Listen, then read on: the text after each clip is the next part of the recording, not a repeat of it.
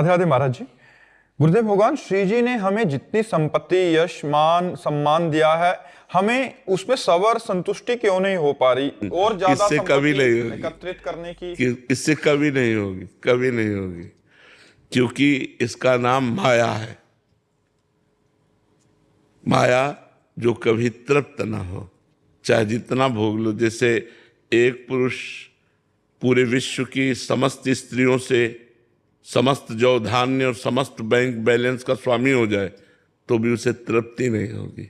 संतुष्टि कब आएगी जीवन में? भगवान के चरणों में जब हमारा चित्त, तो देखो केवट कह रहा है, जब भगवान के चरण पखाड़ रहा है तो कह रहा है, अब कछु नाथ ना चाहिए मोरे, दीन दयाल अनुग्रह तोरे, बहुत काल में कीन मंजूरी, आज दीन विधि भल सब बहुत काल से न जाने क्या क्या कर्म किए, आज विधान बन गया कि आपके चरण मिल गए, अब मुझे कुछ नहीं चाहिए।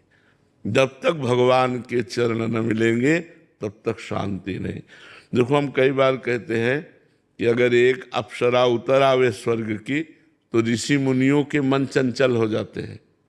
जिन्होंने अपने मन को अधीन कर लिया है उनके मन चंचल हो जाते हैं। उनका स्वामी है देवराज इंद्र, स्वामी है समस्त अप्सराओं का, लेकिन उसका मन अप्सराओं से भी अतृप्त रहा और गौतम ऋषि की पत्नी अहिल्या से गलत आचरण किया जाके। इससे क्या समझ में आता है कि कभी भूख की पूर्ति भोगों की हो ही नहीं सकती, चाहे जहां चाहे जो।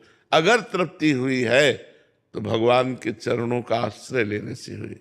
भगवान नाम जप करते करते जब तो हृदय से आ जाता है, अब कछु नाथ न चाहे। नहीं नहीं, ये सब झूठा है, ये सब झूठा है। देखो, आप लोग तो गृहस्थ में हर भोग भोगे हुए हैं।